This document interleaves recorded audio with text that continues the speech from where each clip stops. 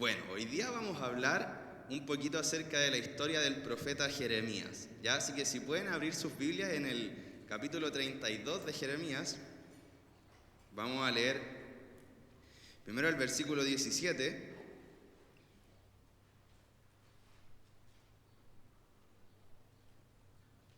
Jeremías 32, 17. Y la predicación está a lo largo de todo el capítulo 32 principalmente. Es un capítulo bastante interesante.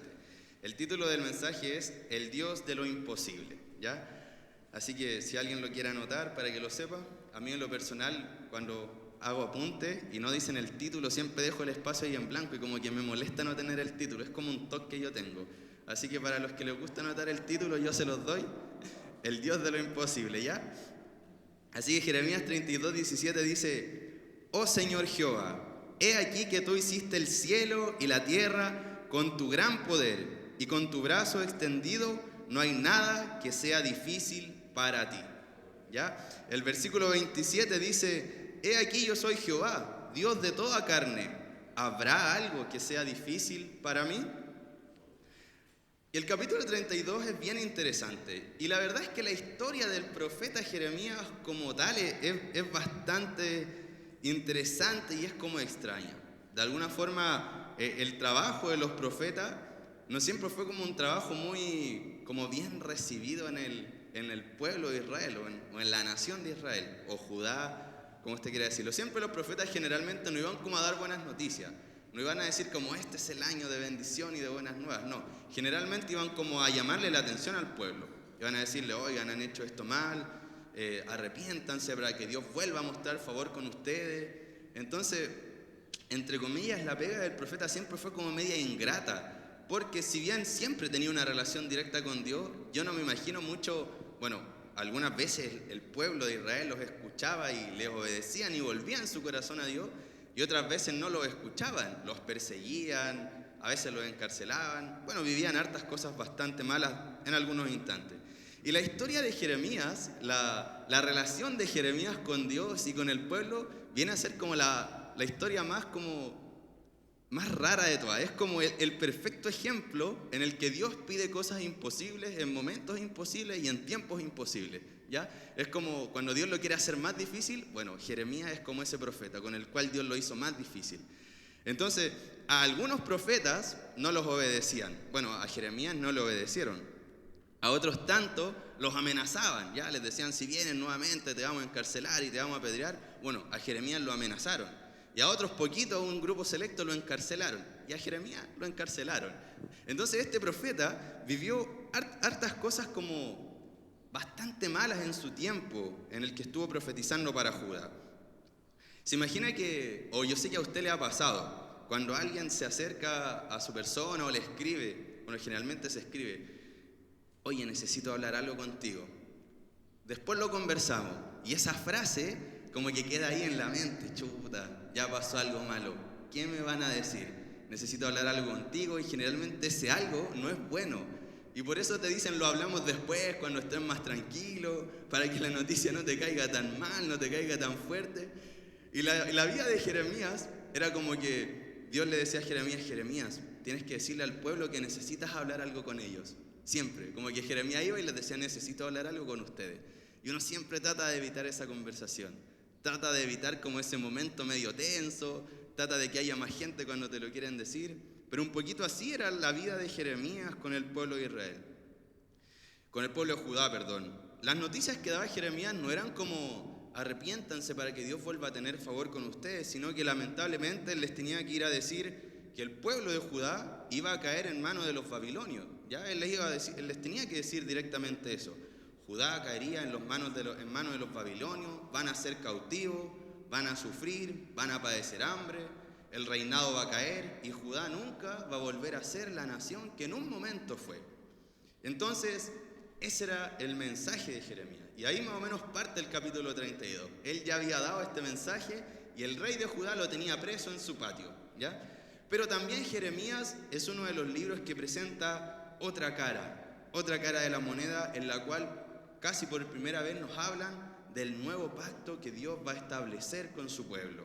En medio de todo este escenario dantesco, terrible y doloroso para Israel, Jeremías también les habla y les dice: Dios va a traer un nuevo pacto para este pueblo.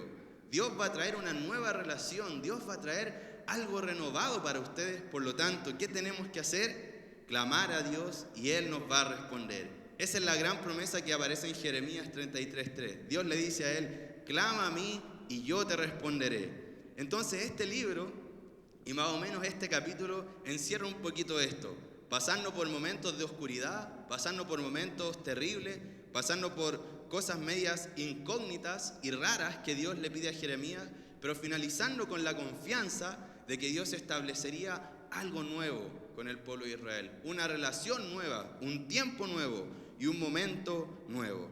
Entonces, en el capítulo 32 y el versículo 17 vemos que Jeremías dice: oh Señor, he aquí que tú hiciste el cielo y la tierra con tu gran poder, y con tu brazo extendido ni hay nada que sea difícil para ti. Jeremías tenía una confianza profunda en el Señor, en Jehová, como lo conocían los hombres y mujeres de ese tiempo. Y de alguna forma, si nosotros empezamos a escarbar un poquito y nos empezamos a preguntar cuál es la fuente de nuestra confianza, seguramente siempre vamos a decir Jesús o la fe que podemos depositar en Jesús. Y la verdad es que no hay otra fuente más grande que la fe para poder confiar en Jesús, descansar en sus promesas y descansar en sus palabras. Usted de seguro ha visto a Dios obrando en su vida. Tiene en su mente, en su memoria, recuerdos en los cuales Dios ha hecho grandes milagros para usted. Y escuchar o traer a la fe, o la Biblia dice que la fe viene por el oír la palabra de Dios, no siempre significa escuchar un mensaje, una predicación, sino que también muchas veces significa traer a nuestra memoria esas palabras que en algún momento escuchamos, traer a nuestra memoria esos hechos impresionantes que hemos vivido en algún momento de nuestras vidas. Isaías 41:10 dice: no temas, porque yo estoy contigo, no desmayes, porque yo soy tu Dios, que te esfuerzo, siempre te ayudaré y siempre te sustentaré con la diestra de mi justicia. Entonces, en este capítulo de Jeremías, lo primero que nos muestra es que él tiene una profunda confianza en Jesucristo, una profunda confianza en el Señor. Él en el versículo dice: tú hiciste los cielos, tú hiciste la tierra, tú hiciste todo lo que hay en este lugar, por eso yo puedo confiar en ti. David en los Salmos decía: cuando veo el cielo, obra de tus manos, y pienso en mí como hombre, ¿quién soy yo para que tengas memoria de mí? Bueno, Jeremías veía la grandeza de la creación de Dios y solamente le cabía refugiarse en el amor incondicional que Dios tenía para su vida. En 2 de Corintios 5:17, el apóstol nos escribe que todas las cosas viejas han pasado, todas son renovadas, todas son hechas nuevas, de acuerdo al gran sacrificio que Jesucristo vivió en la cruz del Calvario. Entonces nuestra confianza en Jesús tiene que remontarse a esto, a las palabras de Dios, a la grandeza de Dios, a los milagros de Dios, a verlo obrar en medio nuestro, aún en los tiempos de dificultad y en los tiempos de angustia. Dios desea que nosotros aprendamos a confiar en Él, pero que también aprendamos a soportar las circunstancias que vivimos para eso. El salmista en el Salmo 23 dice: el Señor es mi pastor y nada me faltará. Encierra una profunda confianza este salmo en el Señor Jesucristo o en Dios. Pero lo interesante es que Él no dice que esa confianza lo va a librar de los momentos tormentosos, sino que dice que esa confianza lo hará mantenerse de pie en los momentos tormentosos. Aunque ande en valle de sombra y de muerte, no voy a temer. No, por mi confianza no andaré en valles, no. Cuando ande, voy a traer a mi mente los recuerdos, voy a recordar tus palabras, voy a meditar en tus palabras para sostenerme, caminar en pie y seguir adelante. Entonces la pregunta que nosotros nos tenemos que hacer: ¿dónde está puesta nuestra confianza? ¿En Dios o en la circunstancia?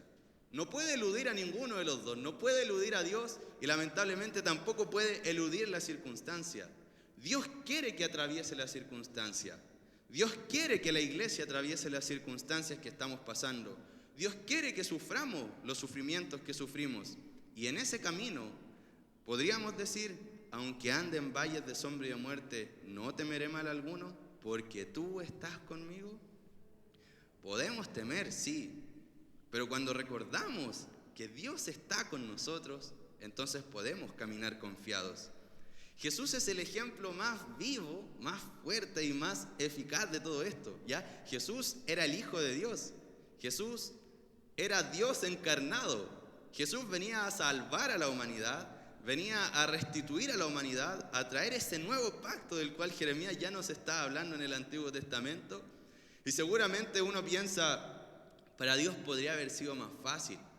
Para Dios podría haber sido más fácil hablar de una resurrección nueva, haber hecho algo importante, algo especial, como cuando resucitó a Lázaro.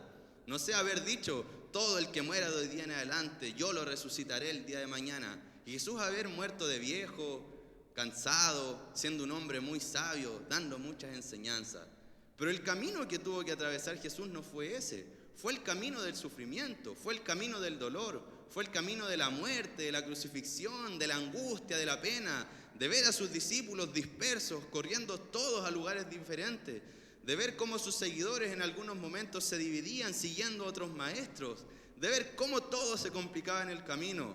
¿Por qué? Porque Jesús también tenía que aprender a caminar en valles de sombra y de muerte, pero confiando en Jesucristo. Y Jeremías nos enseña eso, caminando en valles de sombra y de muerte. Y yo digo, ¿qué hay imposible que sea para ti? ¿Qué hay de difícil que sea para ti, Señor? ¿Qué tú no puedes hacer en medio de los momentos de dificultad? Cuando la fe comienza a faltar, es necesario que le pidamos a Dios que restaure nuestra fe. Cuando nos sentimos que somos débiles, tenemos que recordar que el Espíritu de Dios es fuerte y que nuestra carne puede fallar, pero que nuestro Dios nunca fallará y siempre nos sostendrá. Y aunque la cosa sea rara, aunque las circunstancias sean extrañas, aunque nada nos parezca lógico, Dios está detrás de lo ilógico. Dios está detrás de lo sobrenatural y Dios está detrás de lo extraño. Así que gracias a Dios, porque lo primero que aprendemos es que tenemos que confiar en Jesucristo. Tenemos que confiar en el Dios en el que hemos creído. Tenemos que confiar en las promesas que hemos escuchado y tenemos que alimentar a diario nuestra fe. En segundo lugar, en el versículo 27, Dios le hace una pregunta a Jeremías, ¿ya? Y esta pregunta es súper interesante. Dice, he aquí yo soy Jehová, Dios de toda carne. ¿Habrá algo que sea difícil para mí? Y cuando uno escucha esta pregunta, o uno de repente piensa y dice, wow, cuando lloro y estoy medio angustiado y de repente viene esta palabra a mi vida, yo me lleno de fe, porque Dios me está diciendo, ¿hay algo imposible para mí? Y uno sabe que la respuesta es no, pues, no hay nada imposible para ti si tú creaste todo. No, pues no hay nada difícil. Y uno empieza a confiar. Pero, bueno, el capítulo 32 parte Jeremías estando encerrado en el patio del rey, en el palacio, estaba ahí en el patio, una cárcel más o menos 5 estrellas, ya un patio grande, no como las de aquí. Y Jeremías ahí estaba encerrado. Y el texto dice que de repente vino la palabra de Dios a Jeremías, o Dios le habló a Jeremías y le dice, mira Jeremías, sabes que tú tienes un primo que tiene una tierra, ahí por ahí lejos de más o menos donde aquí está. Yo quiero que compres esa tierra, porque va a ser la heredad que tú vas a comprar y va a ser lo que tú le vas a dar a los que vengan después de ti. Esa tierra va a ser una heredad importante, ¿ya? Jeremías estaba preso, uno dice, bueno, en ese tiempo estaba preso, seguramente podía hablar con su primo, lo iba a comprar, tenía el dinero. Pero lo raro era que en el momento en el que Dios le estaba hablando eso a Jeremías, la ciudad estaba sitiada, ya estaba sitiada, estaban los babilonios sitiando todo Judá y los babilonios estaban entrando. Ya a lo largo de todo el capítulo dice que estaban asediando los muros, estaban destruyendo las casas, estaba como que Judá estaba cayendo. Para que se lo grafique más o menos era como que alguien hoy día, como que Dios le diga, mira, como que Dios le hubiera dicho aquí el 1 de noviembre del año pasado, anda a Plaza Dignidad y compra ahí un local en toda la esquina, esa Salcobrano, ese Telepisa que siempre aparece quemado, anda y compra ese, yo quiero que compres ese local, porque ese local va a ser de bendición para las futuras generaciones. Y uno piensa un poco y dice, chuta, ¿será verdad? ¿Será como necesario hacer esto que tú me estás pidiendo? era un poco así lo que Dios le estaba pidiendo a Jeremías en ese momento. Mira, va a venir un primo tuyo y te va a decir, tú tienes un derecho a comprar esta tierra. Así que la vas a comprar y va a ser de heredad para las futuras generaciones. Y Jeremías en el versículo 25 le pregunta, oh Señor Jehová, y tú me has dicho, cómprate la heredad por dinero y pon testigos, aunque la ciudad sea entregada en manos de los caldeos. O sea, ¿estás seguro que es eso lo que tengo que hacer? ¿Tengo que comprar esa heredad ahora? No podía ser 3 años antes, por último para cosecharla, sembrarla, sacar algo de platita, para hacerme una piscina y disfrutar con la familia. No, tiene que ser ahora. Ahora cuando la ciudad está siendo sitiada, cuando se los van a llevar a todos cautivos, cuando seguramente va a venir Nabucodonosor, la va a tomar y él va a decir que es de él y ya no es mía. Ahora tengo que gastar plata, ahora tengo que invertir lo que tengo en esa tierra que no me va a servir de nada el día de mañana. Y Dios le dice, ¿acaso hay algo imposible para mí? No te estoy preguntando si te va a ser de utilidad o no. Dios le responde, ¿acaso hay algo imposible para mí? Y a lo largo de toda la Biblia, cuando los hombres o las mujeres interpelan a Dios, rara vez Dios les responde las preguntas directamente. Por ejemplo, Jeremías quería que Dios le dijera que sí o que no. ¿Vale la pena comprar esta tierra? Sí, sí vale la pena, cómprala. No, no vale la pena, no la compre. Y Dios a lo largo de toda la Biblia como que pocas veces da esa respuesta. Cuando Job le decía, ven, aparécete y explícame por qué me pasa todo esto, Dios se le aparece a Job y no le dice, Job, mira, todas estas cosas te pasan por A, B, C, D motivo. No, él le dice, ¿y dónde estabas tú cuando yo creé el cielo y la tierra? Y todas las respuestas de Dios como que son medias extrañas, medias misteriosas, poco directas para lo que uno necesita. Pero hay algo que he comprendido de la Biblia y de las respuestas de Dios. Las respuestas que Dios da son para que nosotros conozcamos cuál es nuestro lugar y conozcamos cuál es el lugar de Dios. Dios le dice a Jeremías, ¿hay algo imposible para mí? Para que Jeremías reconociera que para Dios todo es posible, es el creador de todas las cosas y nada le cuesta, y para que él entendiera que era pequeño y diminuto al lado de Dios, pero que él igual lo iba a usar. Cuando Dios le da esa respuesta a Job y le dice, ¿dónde estabas tú cuando yo creé el cielo y la tierra? ¿Qué te crees para venir a reclamarme y que yo te ande dando explicaciones? El propósito de Dios era que Job entendiera que Dios es sublime, es gigante, es maravilloso, es todopoderoso, y que Él era una pequeña partícula en un universo enorme que Él había creado, pero que tenía especial atención en su persona. Y cuando nosotros le preguntamos a Dios, Señor, ¿por qué está pasando todo esto? Dios no nos va a dar la respuesta directa. Dios lo que va a querer hacer es ponernos en nuestro lugar para que entendamos que Él es un Dios soberano, que todo lo maneja, que todo lo controla y que nosotros somos pequeñas partículas, pero profundamente especiales para Él, que seremos bendecidas y usadas por su persona. Entonces, ¿hay algo en el día de hoy que a usted le preocupe? ¿Hay algo que usted cree que Dios no puede hacer? ¿Hay algo que usted piense que para Dios es difícil y se escapa de sus manos? Bueno, lo primero que tiene que hacer es recordar que tiene que confiar en el Señor. Recuerde todos los milagros que ha hecho en su vida. Recuerde todas las cosas buenas que ha hecho en su vida. Recuerde todas las palabras que le han infundido fe. Y empiece a creer que Dios puede hacer las cosas. Cuando sufrimos e interpelamos a Dios, Él nos da una respuesta maravillosa, ¿ya? No nos dice sí o no o tranquilo. Él nos dice, ¿acaso hay algo imposible para mí? Me acuerdo que cuando, ustedes saben, yo me iba a casar el 28 de marzo por la celebración y toda la cuestión, y el 15 de marzo se decretó como estado de catástrofe en el país, todo se fue a pique, ¿ya? Entonces tuve que suspender la celebración del matrimonio con Nicole, pero el 14 igual nos alcanzamos a casar, el 14 de marzo por el civil. Y nos fuimos a vivir juntos esa misma semana, como que tuvimos que hacer muchas cosas, menos mal ya estaba todo listo, arreglado con las personas. Y empezamos nuestra vida, una luna de miel de como 5 meses ahí encerrado en el departamento, ¿ya? Fue maravilloso, ¿no? De verdad fue maravilloso, ha sido un tiempo muy bueno. Y yo había terminado mi tesis de la ingeniería en enero y yo esperaba defender pronto el trabajo, mis profes ya lo habían revisado, estaba todo listo. Y con todo esto de la pandemia, la universidad suspende las clases, se cierra todo. como que de repente todo se cayó. Y empezó a pasar el tiempo y bueno, con la Nicole nosotros habíamos planeado muchas cosas. Habíamos planeado más que nada como plazos en los que deberían ocurrir ciertas situaciones y nosotros orábamos a Dios para que eso pasara.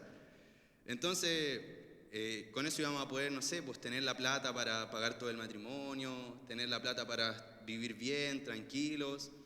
Y todo eso contemplaba que se supone que yo el primer semestre, el año pasado, había egresado, entonces mi segundo semestre era puro hacer la tesis.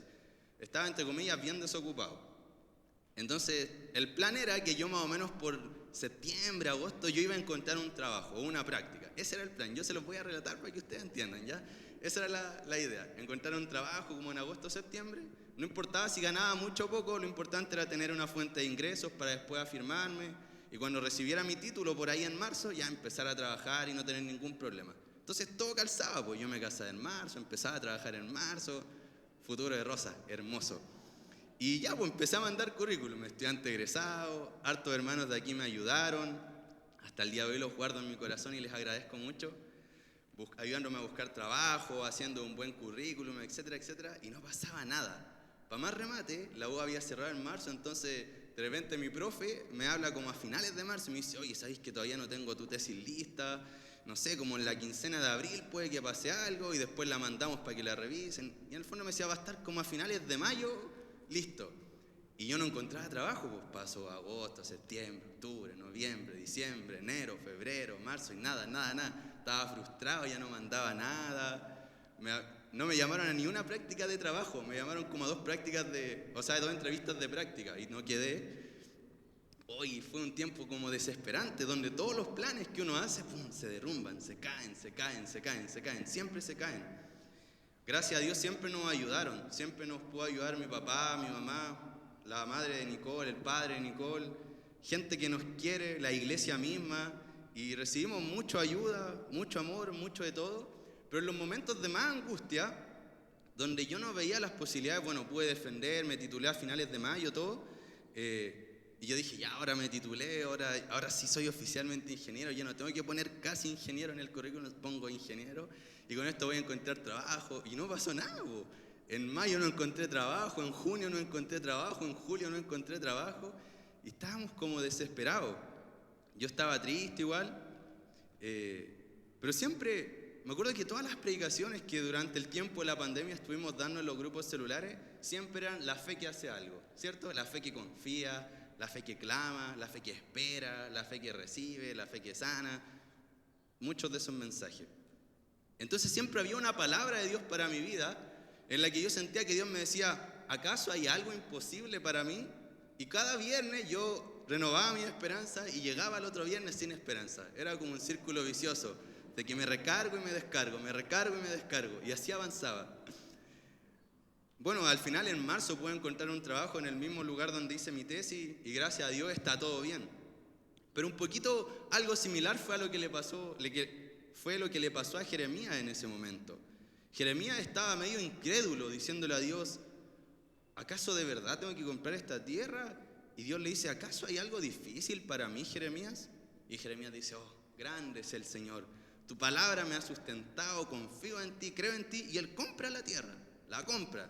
A lo mejor Jeremías pensó, Dios va a hacer algo maravilloso, va a mandar carros de fuego y los babilónicos se van a dispersar y esta tierra va a ser maravillosa, pero ahí empiezan las contradicciones. Compra la tierra y al ratito, pum, los babilónicos entran y toman todo Judá, la toman, la destruyen, ¿ya?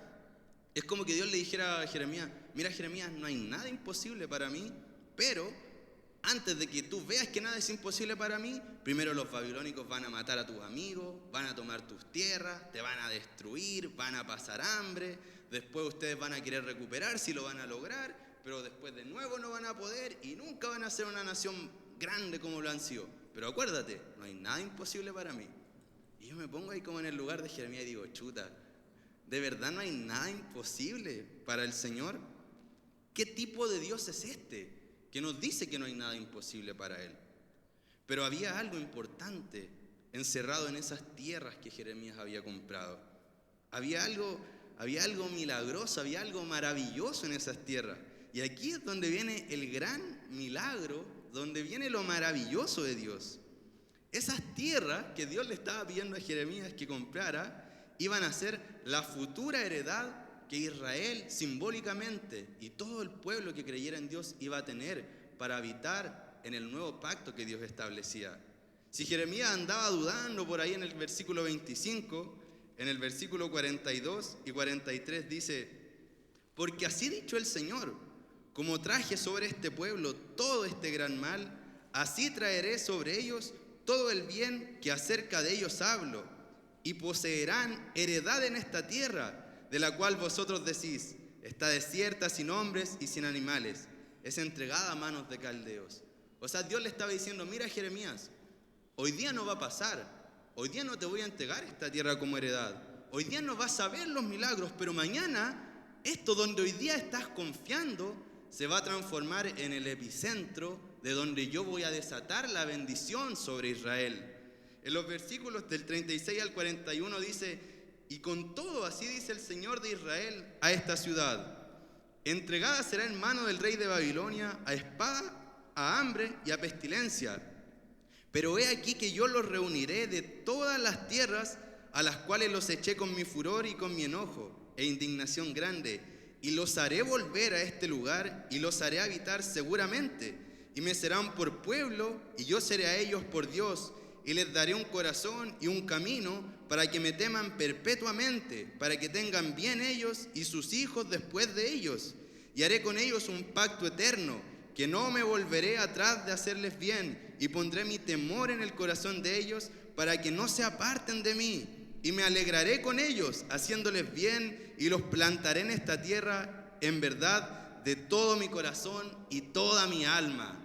Alabado sea el Señor, gloria a Dios por eso, porque esa tierra inútil de comprar en ese día, en el futuro iba a ser donde iba a abundar la bendición que Dios iba a traer para el pueblo de Israel.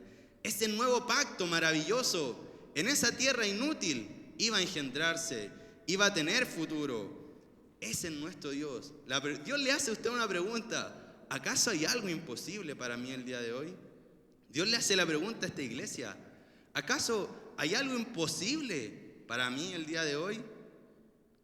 Para finalizar, nosotros recibimos una maravillosa promesa, que cuando nosotros clamamos a Dios, Él nos va a responder, Él nos va a ayudar y Él nos va a cuidar.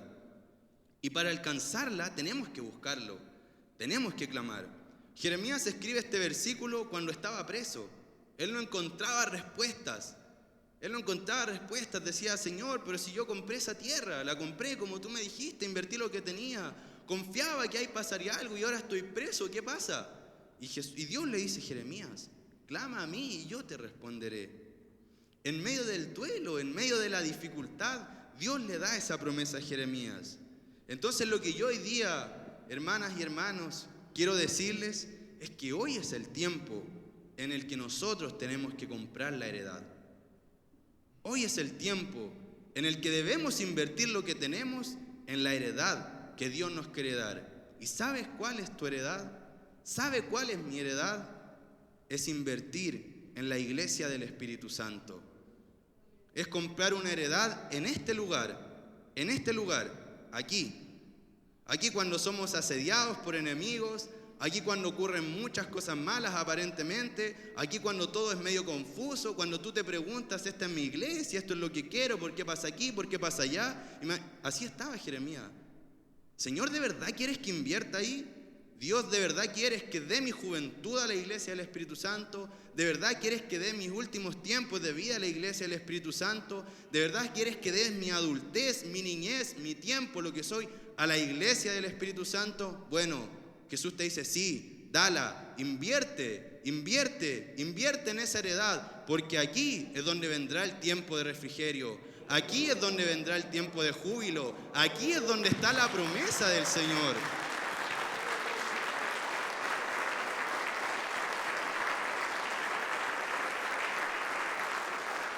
Gracias a Dios por eso, porque todo lo que nosotros estamos viviendo, todo lo que a nosotros nos está ocurriendo, todas las interpelaciones que has tenido en tu mente, ¿sabes qué son? Son ese camino de sombra y de muerte. Pero tú tienes que saber decir: no voy a temer mal alguno, porque Jehová está conmigo, porque Dios está conmigo, porque Él me ha sustentado. Mire, si para mí también ha sido difícil todo este tiempo, también me he hecho muchas preguntas, también he tenido muchas dudas, también me ha costado, pero Dios ha venido con palabras precisas para decirme: este es el tiempo en el que tienes que comprar la heredad. Este es el tiempo en el que tienes que invertir lo que tienes. Este es el tiempo para tomar la decisión más importante de tu vida. Nosotros los días viernes nos estamos juntando con los jóvenes, hacemos nuestra reunión ahí en el atrio. Nos ha predicado el hermano Rubén, el hermano Luis, el hermano Eduardo, la hermana Juanita. Y saben que increíblemente el gran llamado que Dios ha hecho a la juventud es a asumir el desafío de querer tomar esta iglesia. Hoy en este tiempo sí, en el de la división, Dios nos pide: tomen la iglesia. Y hoy en este tiempo de la división, Dios le dice: invierte en la heredad. Cuando salen amenazas de demanda, salen amenazas de funa, salen amenazas de todo, Dios le dice: invierte en la heredad. Dios me ha llamado como joven a invertir la heredad en esta iglesia, en este tiempo, en un tiempo en el que voy a aprender a confiar en Dios, a prueba de divisiones, a prueba de cosas difíciles, a prueba de momentos tensos, a prueba de comportamientos que me parezcan o no me parezcan. Dios me está llamando hoy día, no cuando todo esté bien, no cuando mañana todo se normalice y estemos en tierra de fe, tranquilos ahí un domingo por la tarde con el sol llegándome a la cara. Eliseo, este es el tiempo. No, hoy día en la dificultad Dios ha llamado a la juventud de esta iglesia. Hoy día en la dificultad Dios está llamando nuevamente a esta iglesia. ¿Para qué? Para que confiemos que nuestro Dios es un Dios de cosas imposibles. Y que cuando todo está oscuro, que cuando todo está malo, cuando la iglesia está siendo asediada, Dios nos dice: invierte en la iglesia, invierte en la comunidad, invierte en este lugar, para que confíes que el día de mañana, cuando todo vuelva a este centro, va a ser aquí la gran bendición que Dios va a derramar sobre la comuna de Macul, sobre la región metropolitana, sobre el país de Chile, sobre la heredad que nosotros alcancemos, porque aquí está el lugar, querida hermana. Aquí está el lugar, querido hermano. Aquí hay un espíritu especial dado a un hombre que tiene que ser transmitido a nosotros, pero que tenemos que tomar de acuerdo al llamado que este tiempo Dios nos tiene que hacer. Aquí está la heredad. Aquí está la heredad. Jeremías no vio la bendición de Dios. Jeremías no vio el nuevo pacto. No, él no lo vio. Jesús vino a dar el nuevo pacto y lo tomaron los apóstoles. Hoy día nosotros tenemos que tomar también ese nuevo pacto. La fidelidad de Dios es a prueba de conquistas, a prueba de muertes, a prueba de la ida de amigos, a prueba de amenazas, a prueba de divisiones, a prueba de situaciones complejas. Pero si la pregunta que Dios te hace en este día, ¿crees que hay algo imposible para mí?, te está interpelando, entonces es el tiempo de que decidas comprar la heredad, de que decidas invertir en la heredad, de que digas: soy suficientemente adulto, tengo mucho que hacer, pero quiero comprar la heredad. Soy suficientemente joven y tengo un futuro por delante, pero quiero comprar la heredad. Estoy en la última etapa de mi vida, quizás parto en pocos años, pero quiero comprar la heredad, porque esa es la tierra que Dios nos ha prometido. Esta es la tierra que Dios nos ha dado. Este no es el comienzo del fin de la iglesia del Espíritu Santo. No es el comienzo de cosas malas y una decadencia que en el tiempo vendrá. No. Este es el comienzo del nuevo tiempo de refrigerio. Este es el comienzo del nuevo tiempo de pacto. Este es el comienzo de la nueva esperanza que Dios trae sobre nosotros. Y Dios nos está llamando fuertemente y nos dice: hoy es el día en el que tenemos que decidir si compramos o no compramos la heredad. Recuerde los versículos 40 y 41. Haré con ellos un pacto eterno, que no desistiré de hacerles el bien, y pondré mi temor en el corazón de ellos, para que no se aparten de mí. Yo me alegraré con ellos al hacerles el bien, y los plantaré en esta tierra en verdad, con todo mi corazón y con toda mi alma. Yo me alegraré con ellos, Dios se alegrará con nosotros, y nos bendecirá con todo su corazón y con toda su alma. El Espíritu Santo nos levanta desde la tumba a la vida eterna, y el nombre de Dios es nuestra victoria. en nuestra esperanza y en nuestro consuelo.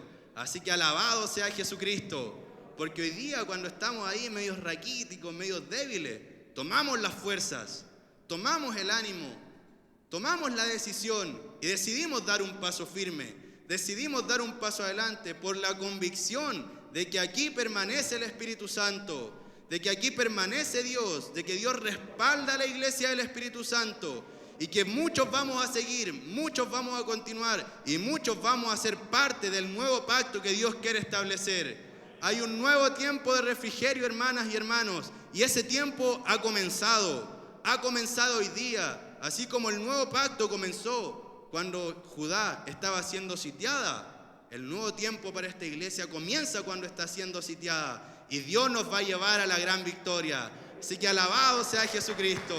Alabado sea el Señor en este día.